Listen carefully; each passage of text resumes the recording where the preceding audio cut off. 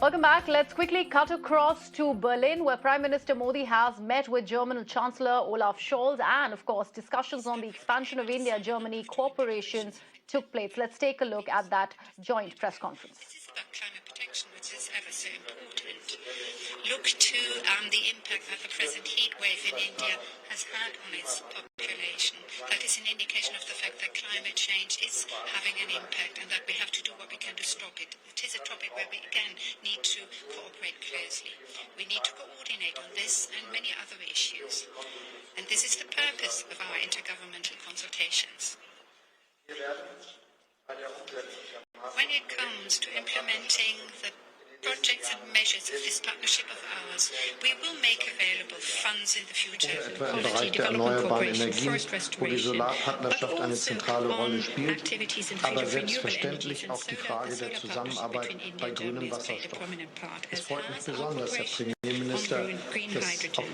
Let me especially highlight the Prime Minister that your initiative to enhance our cooperation on green hydrogen has borne fruit today by us setting up, taking a major step with regard to setting up a task Erfolg force unserer on green Gespräche ist die hydrogen. Verständigung auf eine Migrations- und Mobilitätspartnerschaft, mit der wir das große Potenzial von Migration und Fachkräften zum gegenseitigen Vorteil nutzen können. Es ist das erste Abkommen dieser Art für unser Land. Alles zeigt, unsere Beziehungen sind nicht nur Prime Minister Modi meeting with German Chancellor Olaf Scholz. We will actually take a look at all the developments from this three-day visit that Prime Minister Modi has embarked today. He is currently in Berlin, and we are going to actually take stock on what really came out of that discussion between Prime Minister Narendra Modi and German Chancellor Olaf Scholz.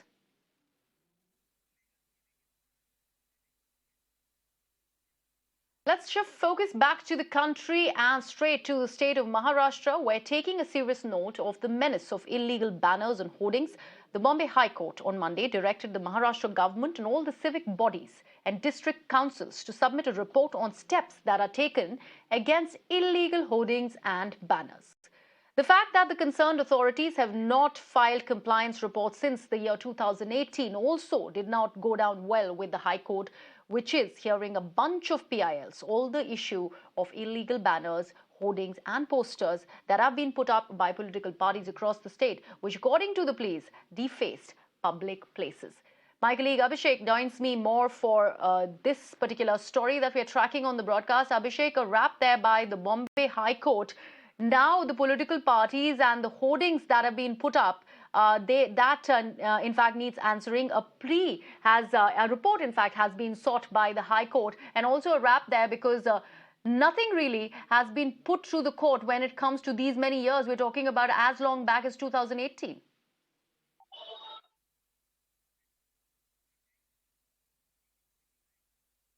In fact, Abhishek, I beg your pardon. I'll have to actually cut you out here because we have to go straight back to Berlin, where Prime Minister Narendra Modi is currently addressing the briefing.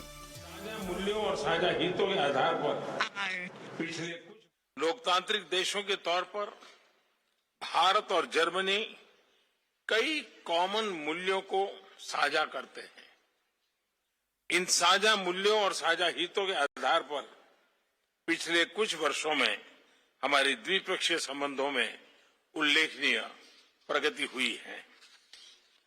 हमारी पिछली IGC 2019 में हुई थी। तब से विश्व में महत्वपूर्ण परिवर्तन हुए हैं। कोविड-19 महामारी ने वैश्विक अर्थव्यवस्था पर विनाशकारी प्रभाव डाला है। हाल की जियोपॉलिटिकल घटनाओं ने भी दिखाया कि विश्व की शांति और स्थिरता कितनी नाजुक स्थिति में है और सभी देश कितने इंटरकनेक्टेड हैं। यूक्रेन के संकट के आरंभ से ही हमने तुरंत युद्ध विराम का आह्वान किया और इस बात पर जोर दिया था कि विवाद को सुलझाने के लिए बातचीत ही एकमात्र उपाय है।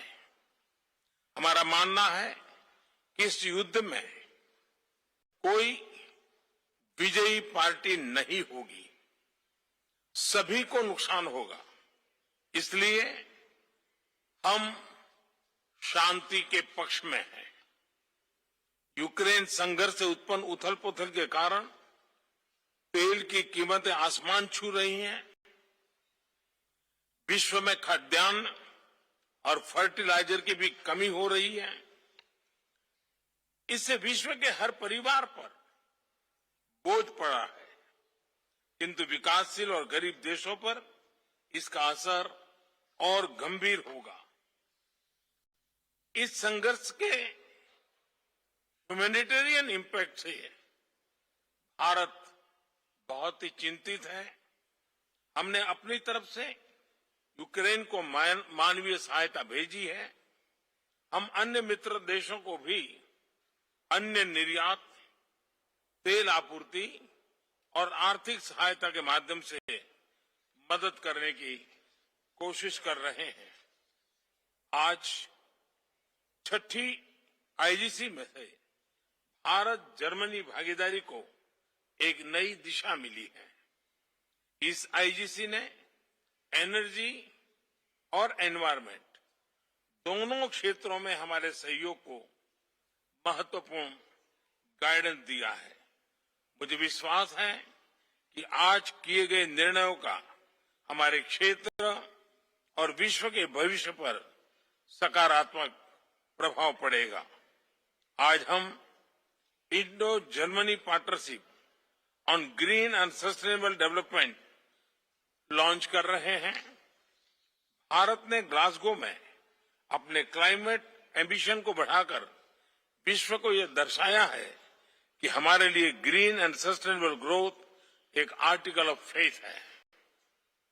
इस नई पार्टनरशिप के तहत जर्मनी ने 2030 तक 10 बिलियन यूरो की अतिरिक्त विकास सहायता से भारत के ग्रीन ग्रोथ प्लान्स को सपोर्ट करने का निर्णय लिया है। इसके लिए मैं जर्मनी और चांसलर शोर्ज को धन्यवाद देता हूं।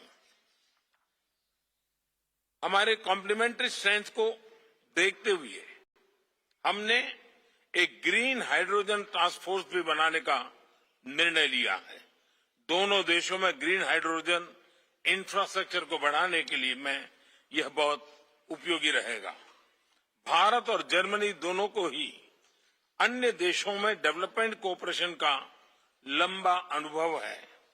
आज हमने अपने अनुभवों को जोड़कर त्रिपक्षीय कोऑपरेशन के जरिए तीसरे देशों में संयुक्त परियोजनाओं पर कार्य करने का भी निर्णय लिया है। हमारे यह सहयोग विकासशील विश्व के लिए पारदर्शी और सस्टेनेबल विकास परियोजनाओं का विकल्प प्रदान करेगा। फ्रेंड्स, पोस्ट कोविड काल में भारत अन्य बड़ी अर्थव्यवस्थाओं के मुकाबले सबसे तेज ग्रोथ देख रहा है। हमें विश्वास है कि भारत वैश्विक रिकवरी का महत्वपूर्ण स्तंभ बनेगा। हाल ही में हमने बहुत कम समय में यूएई तथा ऑस्ट्रेलिया के साथ व्यापार समझौतों पर हस्ताक्षर किए। ईयू के साथ भी हम एफटीए वार्ताओं में शीघ्र प्रगति के लिए प्रतिबद्ध हैं। भारत के कुशल कामगारों और प्रोफेशनल से कई देशों की अर्थव्यवस्थाओं को लाभ मिला है। मुझे विश्वास है कि भारत और जर्मनी के बीच हो रहे comprehensive migration and mobility partnership agreement से दोनों देशों के बीच आवाजाही सुगम बनेगी। मैं फिर एक बार आज की समिट के लिए, आपके इनिशिएटिव के लिए आपका बहुत बहुत धन्यवाद करता हूं।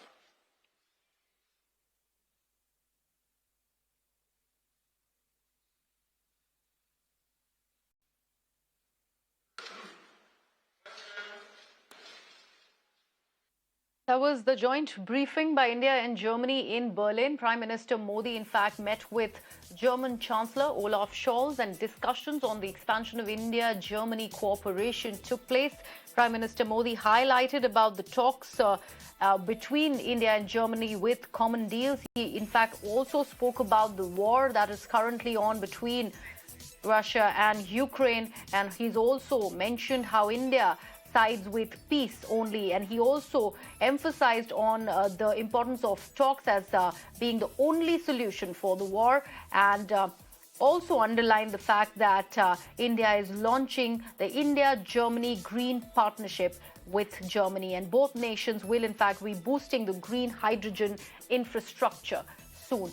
That has come out of that meeting with the German Chancellor Olaf Scholz. We'll continue to track in all the development of Prime Minister's Europe tour. Remember, he is on a 3-day tour to Europe. Today is the first day, and he is meeting with German Chancellor Olaf Scholz at the moment. On that note, I'm slipping into a very short break here on Mirror Now. News and updates continue on the other side. Stay tuned for more.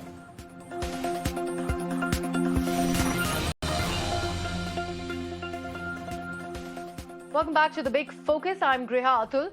Let's now shift focus to the national capital. The national capital, in fact, recorded the worst air quality levels since the year 2016 for the month of April, with the air quality index touching 256.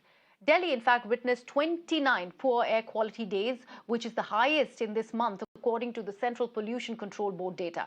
Now, the month of April was also the first time that the city did not record a single day with moderate or better air quality in the month of April. In fact, if we also look at the landfill fires that have been reported out of the national capital, especially the Bhalswa Landfill site, it's been 7 days since a massive fire broke out at the landfill site in Bhalswa, which is in North Delhi, and the firefighters are struggling to put out that fire. Dense plumes of smoke have filled the air, with toxic soot turning the sky grey and leaving the residents gasping for breath. And with this massive blaze at the Bhalswa landfill site, Delhi has now witnessed the 4th large-scale fire in the last month, 3 of which had erupted at the Ghazipur landfill site earlier. Now remember, these landfill sites in Delhi are not the only ones as an eyesore, but they are also a constant health hazard and also contribute to national capital's pollution level, which is already dealing with the poor air quality that we've been talking about. Meanwhile, Mirror Now's Alok spoke to the North Delhi Municipal Corporation's mayor. Let's listen into what he had to say about this Bhalswa landfill fire that is continuing to rage on. Actually क्या है कि कूड़े को जो ढेर में जो आग बुझने के बाद भी काफ़ी समय तक धुआं रहता है जी। तो वहाँ पर काफ़ी जो 10-15 गाड़ियाँ रेगुलर जो फायर ब्रिगेड की लगी हुई हैं, वो हम एमसीडी की तरफ से भी काफ़ी इनर्ट डाल रहे हैं, सैंड वगैरह डालें जिससे आग बुझ जाए, मगर वो सैंड डालने के बाद भी धुआं निकलता रहता है। तो मैं उम्मीद करता हूँ कि बहुत जल्दी आपको इस चीज़ की निजात मिले। जो स्प्रेड वाली बात कर रहे हैं कि वो पूर्ण तौर से मैं नहीं मानता इसको, क्योंकि उसमें जो है क्वांटिटी है कूड़े की बहुत ज़्यादा है, उसमें चांसेस हो सकते हैं स्प्रेडिंग के, मगर हम उसको पूरे सिस्टम से ही उसको प्रोसेस में हम कर रहे हैं। तो इसलिए अब आपको ये कहना सुनना नहीं पड़ेगा, और 1 आधे साल में हम इसको ग्राउंड लेवल पे ले आएंगे। जब आग लगी उस दिन दिल्ली सरकार का कोई भी आदमी, अधिकारी भी, लोकल एमएलए भी वहाँ पर नहीं था। हम आधी रात तक वहाँ रुके। मेरे साथ स्टैंडिंग कमेटी के चेयरमैन जोगीराम जी भी थे, हमारे जो कमिश्नर थे एमसीडी के संजय गोयल जी भी थे, सारे वहीं पर थे। खाली एलिगेशन लगाने से कुछ नहीं होता, राजनीति करने से कुछ नहीं होता, क्योंकि जब पब्लिक में कभी भी कोई प्रॉब्लम आती है या कोई समस्या हो, समस्या का समाधान होना चाहिए, वहाँ पर राजनीति नहीं होनी चाहिए। तो इसलिए अगर आप कुछ मदद कर सकते हैं एमसीडी की, आप जरूर कीजिए। आज तक तो आपने मदद की नहीं, हमारे फंड्स भी रोक लिए। My colleague Ilana joins me on the broadcast for more on this. Ila, we heard the North Delhi Municipal Corporation's mayor over there. He's clearly shifting the blame on to the Delhi government. Delhi government was initially seeking like a penalty of about 50 lakh rupees from the North Delhi Municipal Corporation. So this is the answer, is what we are looking at. What happens to the people? In fact, we seem to have lost that link with Ila. I will continue to actually track developments and go to our reporter on field and see what is happening on ground when it comes to this particular landfill fire that has been reported out of Bhalswa. Meanwhile, I'm also now joined on the broadcast by Mr. Vimlendu Jha, who is an environmentalist. Mr. Jha, thank you so much for joining me on the broadcast. A very important discussion that we are having today, and we're talking about the national capital specifically. It's the month of April. In fact, May has just about started. But the report that has come out from the Pollution Control Board says that the month of April really saw the worst AQI that Delhi has witnessed since the year 2018. Is this going to be the reality considering what we are witnessing in the national capital? Is this going to be the year-long phenomena?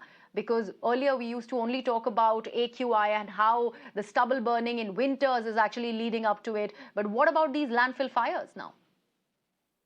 Landfill fire is one great contributor, one reason why Delhi's air quality index in the month of April is around 200 to 300. And that's what Central Pollution Control Board is talking about, how we've had 29 poor air days, not a single good air day. In fact, I should also remind your audience that, in last couple of years, each year, when we talk about 0 to 50 AQI, Delhi only gets around 1 day or 2 maximum days of good air. And that is not because of any action or any governance-based solution that leads to that 2 good air days. It's because of rain. Right now, also, if you look at the mayor, when he's talking about, the landfill is always on fire. Right now, the Met Department has talked about how it might rain in Delhi. The only solution to air pollution or the only solution to landfill fire, unfortunately, is going to be the rain gods. So, of course, as the situation is deteriorating, we've seen year after year,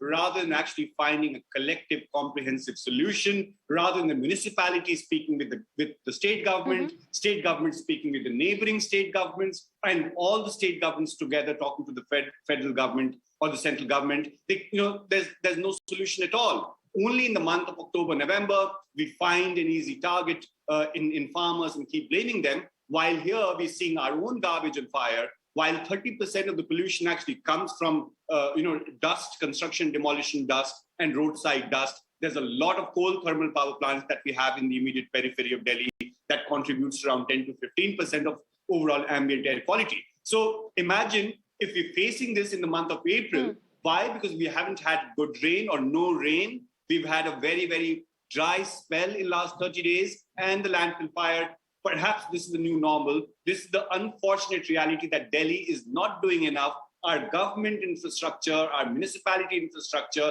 is not taking this matter of public health seriously, because this is not just a eyesore and an environmental concern. In fact, these are very, very scary stats that you mentioned. 1 day or maximum 2 days of good air day is what the national capital is looking at. This is absolutely horrendous if I actually put it like that.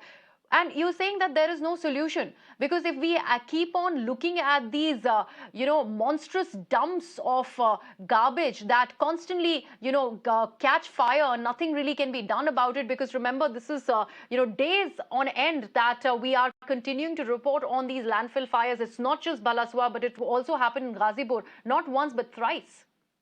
Absolutely. So in specific, when we talk about the landfill or the landfill fires, imagine the attention that we're giving to this landfill is because there's a fire there. By the way, there's a fire in each of these 3 landfills that Delhi has, be it Bhalswa, Ghazipur or Okhla, almost 365 days. Only the flames or the fire tenders get called in these occasions. At least a dozen fire events actually happened in last 1 year in these places. And why? The reason why I'm saying that there's no solution, because there's no political will. At the same time, it is easy to do it. We're talking about decentralized segregation. We talk about better waste management. Almost 90% of government's budget in the name of waste management is spent on ferrying waste, or so to say, transporting waste. So unless and until you actually have a vision, if Delhi keeps producing almost, say, 12,000 to 15,000 metric tons of garbage every day, if Delhi does not segregate, if the government doesn't incentivize